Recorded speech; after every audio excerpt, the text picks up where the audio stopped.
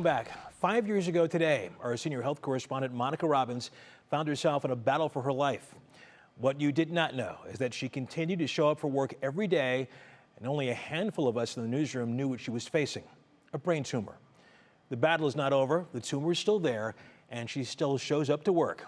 But she promised she would share with us a few life lessons she has learned along the way. She joined us here now. Hi, Monica. Hey, Russ. Yeah, you were one of the handful of people who actually knew.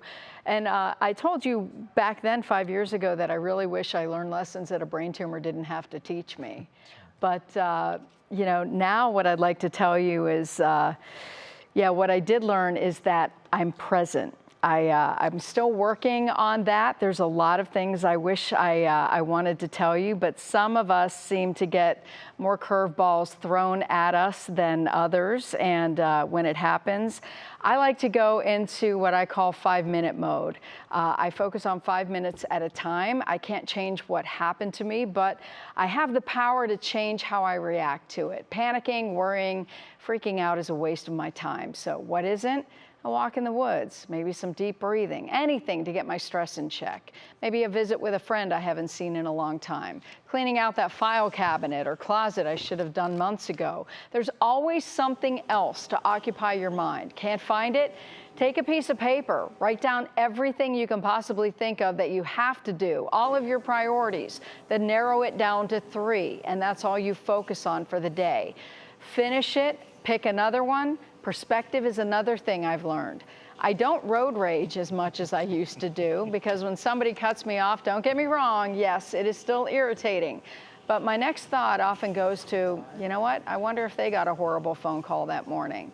It's the same thing that got me out of bed on the bad days. It's the realization that no matter how bad your day is, somebody else's day is probably worse, and they're probably still doing what they can to get out of bed and lead a productive day. And for me, getting mad was how I dealt with the fear. So whatever the odds they gave me, I was going to prove them wrong. So we all have that inner rebel.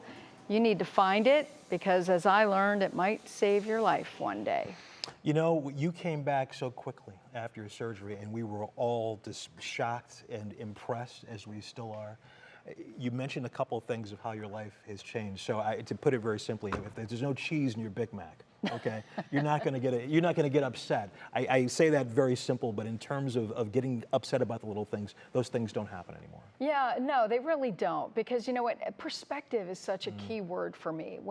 Whenever anybody starts getting so focused on one thing, you know, when somebody tells me that this is the way it is, this is how it is, I look at them and I say, well, you know what, it's a matter of perspective. Yeah. It's how, just because you look at it one way doesn't mean somebody else isn't looking at it in another way. And it's always funny when somebody's complaining. I look at them and they're like, well, don't you agree? And I look at them and I say, you know what?